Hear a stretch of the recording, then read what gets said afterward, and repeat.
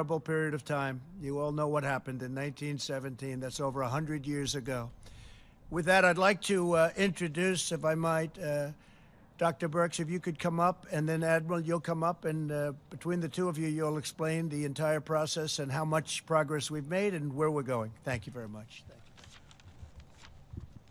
Thank you, Mr. President. So the blueprint lays out the roles and responsibilities to enhance our partnership between the private sector and the public sector, bringing together state and local governments with the federal government to ensure that we can accomplish and achieve our core principles and objectives.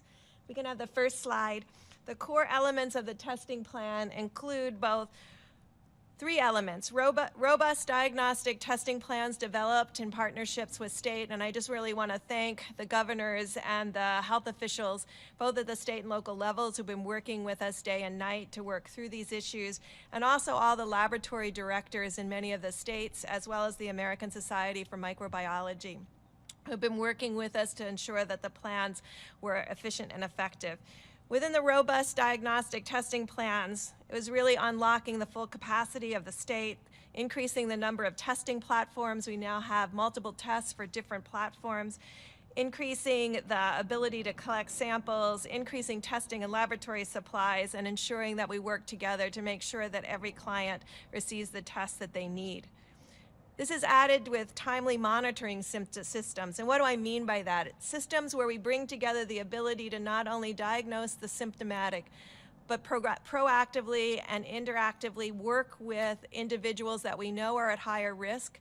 We've worked with states to look at where the outbreaks have occurred when they're not in the large metros, and we see that it occurs very often in places of closed settings among our Native Americans and among our long-term care facilities. So an active monitoring program that's active, integrated, and innovative. And then combining us with the third element, which is the rapid response program, relying on CDC to be working with state and local governments to ensure that every symptomatic case, and critically the asymptomatic cases, are quickly tracked and traced to ensure that we can not only control this epidemic but predict outbreaks before they expand. And then finally, the plan includes an approach of using science and technology to develop even newer platforms, more efficient testing, really ensuring that the antibody tests that are utilized and recommended by both FDA and CDC have high quality in predicting both exposure to the virus and antibody development. And then finally, working on innovative tests that could be high throughput and point of care, an antigen-based test, or a point of care expanded nucleic acid test. Thank you.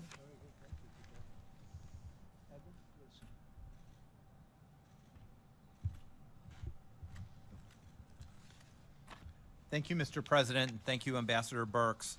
If I could have the next slide, please. I want to spend just a couple of minutes about going over where we've been, but more importantly, where we're going. I think we all can understand how we can group this into three distinct phases. First is our launch phase, when we were really engaging the emerging epidemic and the types of things we need to do.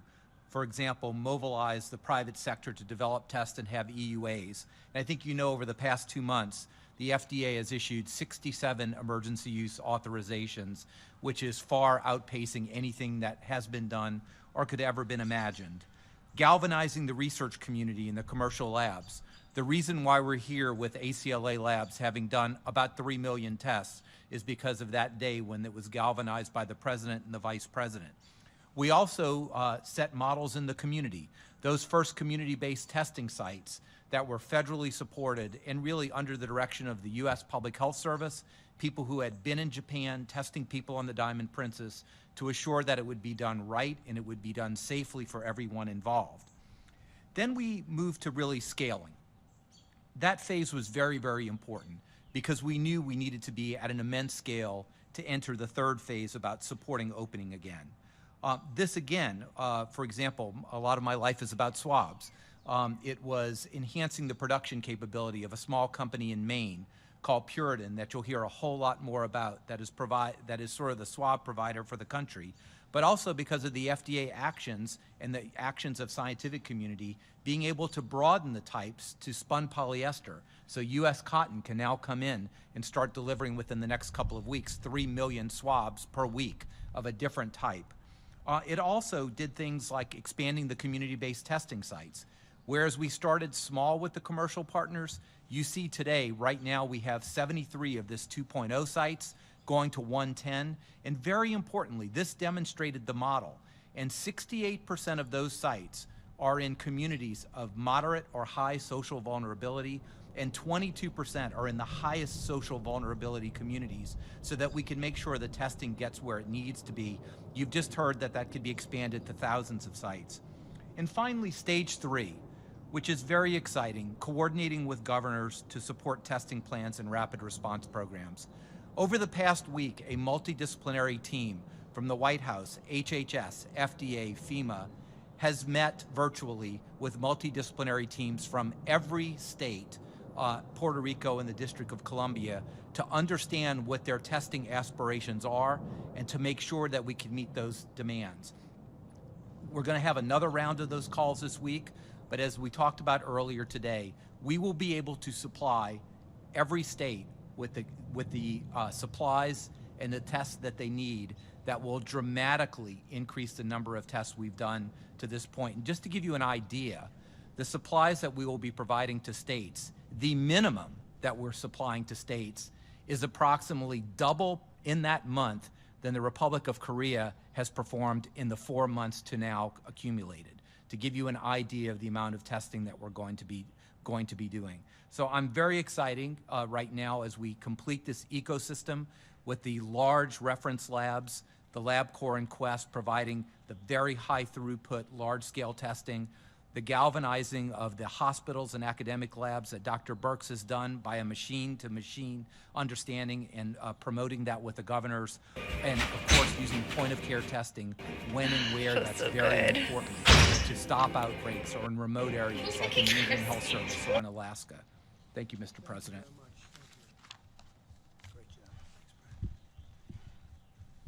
Okay, so with that, we're here to answer some questions. Mike is up here also, so we'll answer. Steve, please go ahead. Grapple with when and how to open their states. What's the best advice from you on what they should do? How quickly? Well, we want them to do it. We recommend that they do it as quickly as possible, but safely. We want everyone to be safe. And I think you're seeing that. You're seeing a lot of governors get out and they want to open it up. Many are thinking about their school system. Not a long way to go in the school system right now for this season, for this year. But I think you'll see a lot of schools open up, even if it's for a very short period of time. I think it would be a good thing because as you see in terms of what this vicious virus goes after, young people seem to do very well. Young people seem to do very well. So I know that there are some governors that aren't necessarily ready to open up their states, but they may be ready to open up their school systems. We'll see, but that's their choice. But the word is safety, okay? Rapid, but safety. Yeah, please. Go ahead, please. Thank you, Mr. President. I have a question for you regarding one of the members of your coronavirus task force, and that's Secretary of HHS, Alex Azar. Yeah. On January the 28th, he was in the briefing room. And in the briefing room, he told reporters that for the individual American, the virus should not be an impact on their day-to-day life. 3 months later, more than 55,000 of our fellow Americans have now lost their lives. Mr. President, why is he still your top health advisor? Why is he still serving as the HHS secretary? Well, I think it's a very unfair question because you have many great professionals. Some of them you have great respect for. And you have many people in the other party. You mentioned Alex Azar, but you have many people in the other party that have said the same thing and with even more confidence.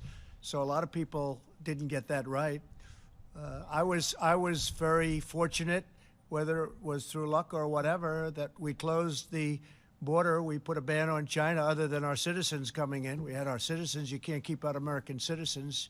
You know, gee, you can't come back into your country. That's a little tough to do, but we put a ban on China. That was very fortunate. But I could tell you that Nancy Pelosi was dancing in the streets in Chinatown. She wanted to go, let's go out and party. Now, that was late into February, so you don't mention that, but you could mention that. Go ahead. Any other? Please, go ahead. Go ahead. Mr. President, he has not been in a briefing. Yeah, please, stand up. Since April the 3rd. Does that show confidence? You should have no complaints, please. Thank you, Mr. President. Yesterday, you retweeted someone who alleged that Democrats have quoted, quote, inflated the mortality rate of the coronavirus by underreporting the infection rate. Do you believe that's true, that there's some sort of conspiracy theory regarding the number of infections states are reporting? Well, I can only say what we're doing. We're reporting very accurately. If you look at other countries are not. I mean, you can look at China, you can look at numerous countries where I don't think those are right numbers. I can only say what we're doing. It's very important to us to do very accurate reporting, and that's what we're doing. John, go ahead, please. By retweeting that, Mr. President? Thank you. Please. Mr. President, I wanted to ask you about the payment protection plan, the CPP plan to help small businesses. Yeah. There have been a lot of concerns today with the website just not working. In fact, we heard from the American Bankers Association saying that they are deeply frustrated and that until it's fixed, American banks will not be able to help struggling small businesses. Do you know? Can you Well, I just came out and I hadn't heard. I heard there was a glitch. We'll find out whether or not that's so. Certainly, it did work out very well for the original amount of money. This is the second amount, and I'll find out about that. We're relying on the banks to go out and do an accurate job. Yeah, please, in the back. All the companies that get aid, Mr. President. Well, I wouldn't mind doing that. I don't know what the legal status of something like that. I would like to do that, as far as I'm concerned. I'm not involved in that process, but I would certainly like to have it listed. I'd have to find out if there's a legal problem, but if there isn't, I would do it gladly. Please. Thank you, Mr. President. Charlie Spearing from Breitbart News. And a majority of polls show that Americans blame China for the spread of the coronavirus, and yet they're taking advantage of the crisis to make the world more dependent on their supply chains. How do you hold China accountable, and how do you keep our country? Well, Charlie, there are a lot of ways you can hold them accountable. We're doing very serious investigations, as you probably know, and we are not happy with China. We are not happy with that whole situation, because we believe it could have been stopped at the source, it could have been stopped quickly, and it wouldn't have spread all over the world. And we think that should have happened. So we'll let you know at the appropriate time, but we are doing serious investigations. American businesses from relying on China for their supply chains. How do you fix that? Well, we've already discussed that, and especially having to do with medical supplies and others. If you looked prior to this virus, the deficit was coming way down under my administration because I put massive tariffs on China. We took in tens of billions of dollars, gave some of it to the farmers who were unfairly targeted by China. Nobody's ever done that before. We never took in 10 cents from China. Now, all of a sudden, I think you know very well, we've taken in tens of billions of dollars. I helped the farmers by giving them 2 years ago $12 billion, all coming from China, and we had plenty left over, too. And then the following year, $16 billion. And this year, we're also going to help our farmers. But nobody's ever done a thing like that because they were targeted unfairly by China. So we're doing a very strong investigation, and we'll let you know what the result of that is. We should be able to get the answers to. Mr. President, Go ahead, please. as you talk about potentially reopening up America again, as we see in the slides behind you, what data are you going to look at in the future to see if restrictions need to be reimposed? Yeah, we're looking very much and reliant very much on the local areas, the governors. And that's been the way it has been for me, maybe not for everybody, but for me, that's the way it's been at the beginning. And from the beginning, the governors, some of them are doing an extraordinary job. Not all of them, but some of them. And I think all of them maybe have a chance to do that. Some will be a little bit different. The areas are much different. Manhattan is much different than Montana. You have a lot of different circumstances. And obviously, if you look at the virus, it hits some areas, hasn't hit very much other areas, not even at all, almost not at all. But the entire country has been infected. West Virginia is an example. I spoke to Jim Justice, the governor of West Virginia, and they were long before anything hit, and they had numerous deaths, even in West Virginia, and they were really the last one to be hit. So we're dealing with the governors. We had a really great call today, as I told you. Very, very solid. These were not complaining people. These were people they had everything they needed. They had their ventilators. They have their testing. They see their testing is growing. They're growing their testing. We're helping them. We're getting them what they need. And that was a group I'm sure some of you were on the line, even though you weren't supposed to be. And I think you know what the result of that call was. Please go ahead. Supply chain, sir. Following up on Charlie's question on making China, holding them responsible, Germany sent a bill to China for $130 billion, 130 billion euros for the damages caused by the coronavirus. Would your administration look at doing the same? Well, we could do something much easier than that. We have ways of doing things a lot easier than that. But Germany's looking at things, and we're looking at things, and we're talking about a lot more money than Germany's talking about. Yeah, please go ahead. Mr. President, We haven't determined the final amount yet.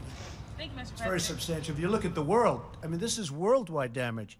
This is damage to the U.S., but this is damage to the world. Yeah, please.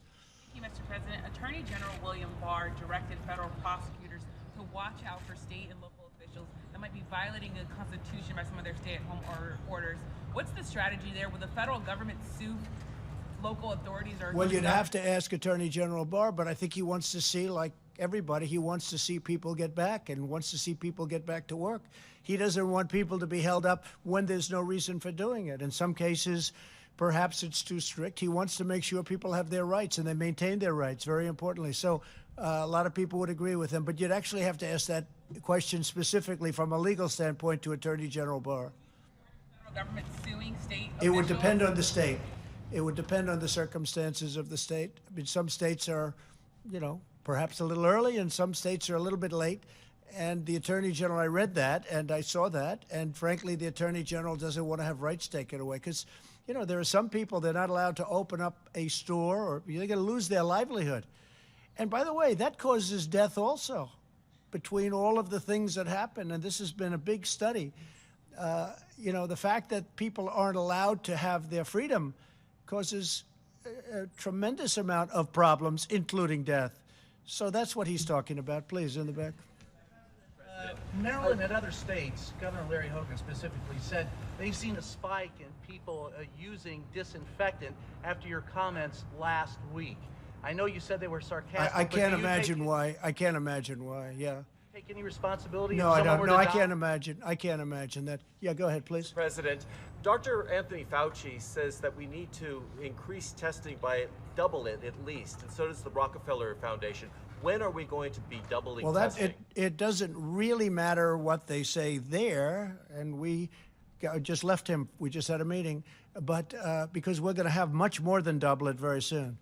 Now, there are big believers in testing, and then there are some governors that don't feel as strongly about it at all. You understand that. They feel much differently about it. But we're going with maximum testing because it's something we're very capable of doing. But we'll be much more than doubled. Mike, I'd like you to answer that. We're going to be much higher than doubled on testing very shortly. Mike, please. Yeah, please. Thank you, Mr. President. I hope the American people looking on today are as proud as the President and I are of the incredible public and private partnership that you heard from today. It was 2 months ago that we had done less than 10,000 tests for the coronavirus in the United States.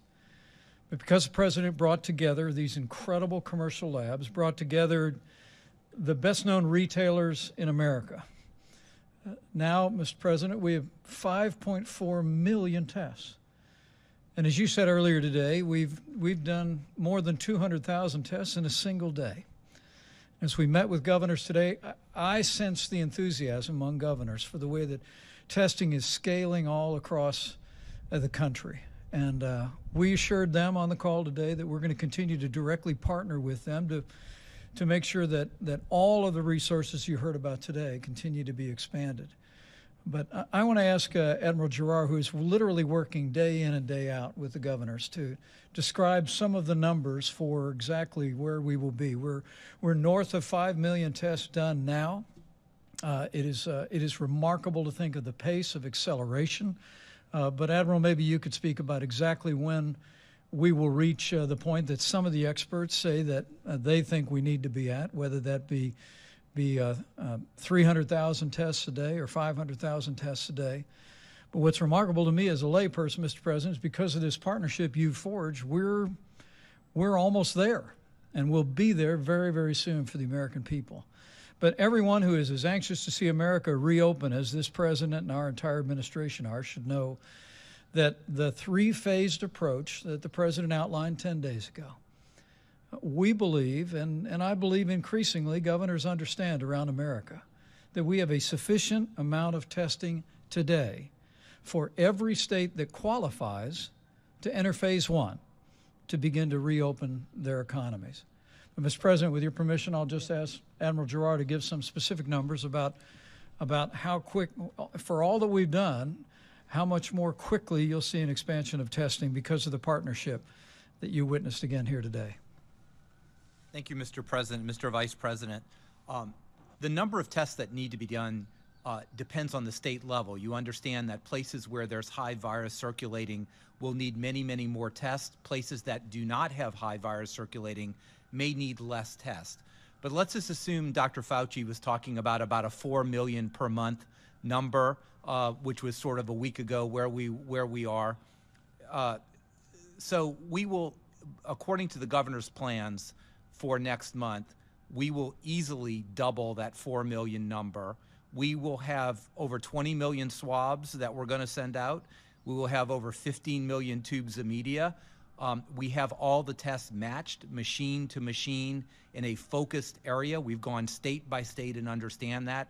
And this is not even including what you just heard, the 5 million per month test by LabCorp and Quest, or the point of care test by Abbott, or all the other tests that are out there. So in May, we are going to be doing more testing in this country. And people talk about South Korea a lot. The states with the least amount of testing will double the overall cumulative number per capita that South Korea has done in 4 months, to give you that understanding. Go ahead, John. Sure, this sounds incredibly promising. Walgreens, CVS with the drive-through tests, the diagnostics agencies. But we sat here in the Rose Garden back on March 13, and these companies were here, some other companies were here. By my count, only 69 drive-through test sites have been set up by the companies that were here. I'm wondering if you, and of course, Mr. Vice President, back in early March, you said we'd be at 4 million tests by the following week. We're just now got there in the last few days. So what have you learned about what went wrong, a month and a half, or over the last month and a half or 2 months, and what's going to go right now? What lessons have you learned from the mistakes over the last month and a half or so? John, I appreciate the question, but it represents a misunderstanding on your part and frankly, a lot of people in the public's part about the difference between having a test versus the ability to actually process the test. I mean, the truth was, when the president tapped me to lead the White House Coronavirus Task Force 2 months ago, we saw the production of lots of test kits going into the marketplace. But as the president has said many times, what he understood early on was the old system would never be able to process the tests at the massive volume that we would need in the midst of an epidemic. And that's why the president brought together these extraordinary commercial labs that you've heard from today, literally sat them down in the Roosevelt Room and said, we need you to turn all of your energies loose on doing the kind of high-speed testing that would be necessary for us to reach the numbers we're at today. And so there was no disconnect at all. There were lots of test kits out there, Admiral, and frankly, there still are today. There are literally millions of tests that could be run in the old-style, slow laboratory that are still conducting tests today, whether it be at the CDC or at state laboratories. But what the president brought about with this public-private partnership has brought us to the point where we've done 5.4 million tests to date, and literally you just heard that by next month we could be doing as many as 2 million tests a week all across the country to give the American people confidence that we can reopen and get our economy moving again. So when you said 4 million tests 7 weeks ago, you were just talking about tests being sent out, not actually being completed? I'm a little confused. John, I think precisely correct that in my first week on this job, we were informed that HHS, I believe IDT was the vendor, Admiral Giroir, that had distributed 1 million, was distributing another 4 million, and we believe they did. But again, those were tests that, frankly, but for the president's leadership, we'd still be waiting on those tests to be done in many cases, because they were tests that were designed to be run in the old laboratory model. But early on, at the president's direction, we brought in these incredible commercial labs. We partnered with these extraordinary retailers. And now we stand here today, literally one day last week, more than 200,000 tests in a single day. About the time that we were making those comments, we'd done less than 25,000 tests in the entire country. But we've met this moment with American ingenuity, with the incredible companies that are represented here, and we couldn't be more proud.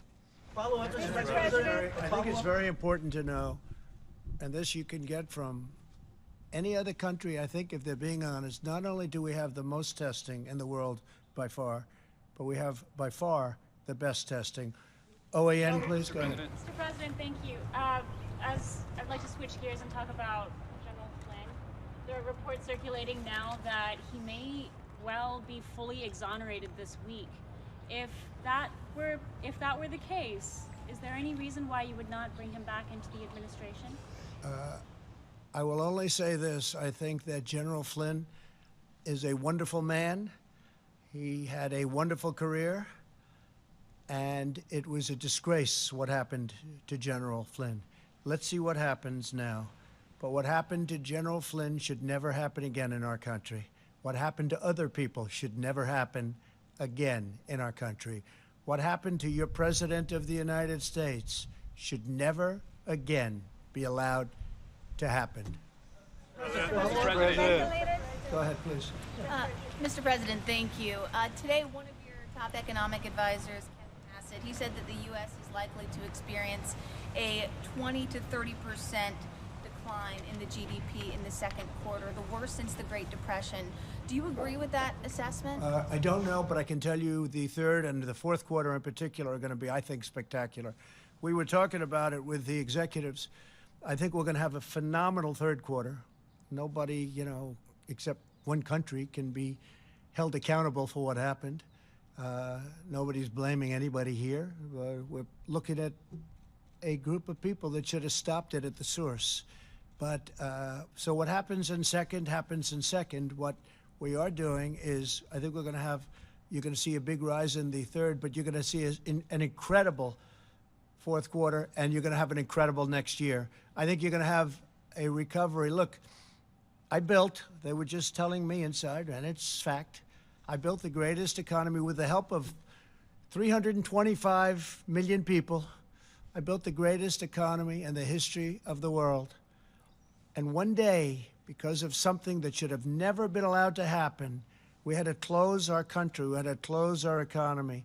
I built it. We had the best employment numbers and the best unemployment numbers for Hispanic American, for African American, for Asian American, for everybody. Best stock market numbers. And by the way, the stock market was up very substantially today. And people are seeing a lot of good things. A lot of very smart people investing in the stock market right now. It's at 24,000, approximately 24,000. And if you would have said, with the tragedy that this country had to endure and go through, with all of the death and the people that died and were so badly hurt by what happened, and you can only say God bless them, but if you would have said that our country would be in the position we're now, we're ready to move forward. We'll never forget loved ones. We'll never forget these great people that sacrificed for a reason of incompetence or something else other than incompetence, what happened at a point where they could have protected the whole world, not just us, the whole world. But we had the greatest economy ever in the history of our world, and I had to turn it off in order to get to a point where we are today. And now we're making a comeback, and I think we're going to have economically, from an economic standpoint, next year an unbelievable year. And I think that you're going to see a fantastic fourth quarter, and the third quarter will start to build. But the second quarter, obviously, you're going to have GDP lack of growth. I'm looking at the head of Walmart.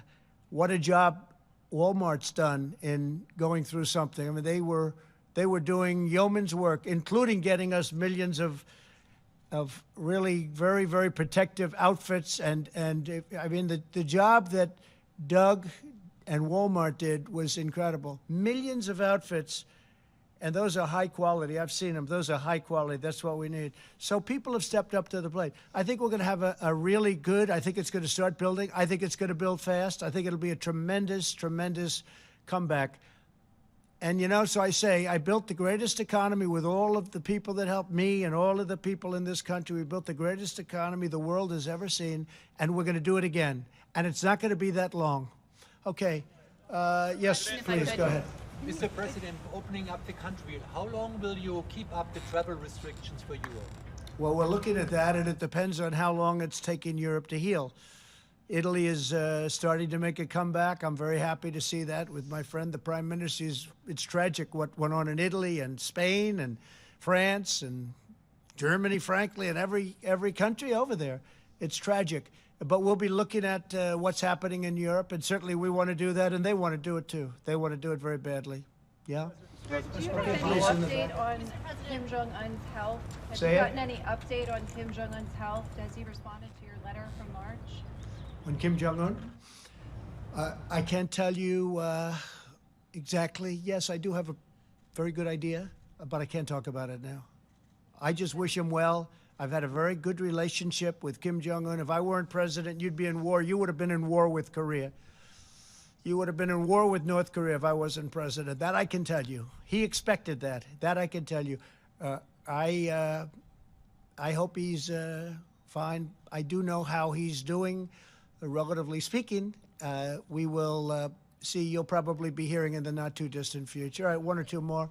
Go ahead, please. A question about the 2020 election. Yeah. Your likely Democratic opponent, Joe Biden, recently suggested that you were considering changing the date of the election, that you might try something like that.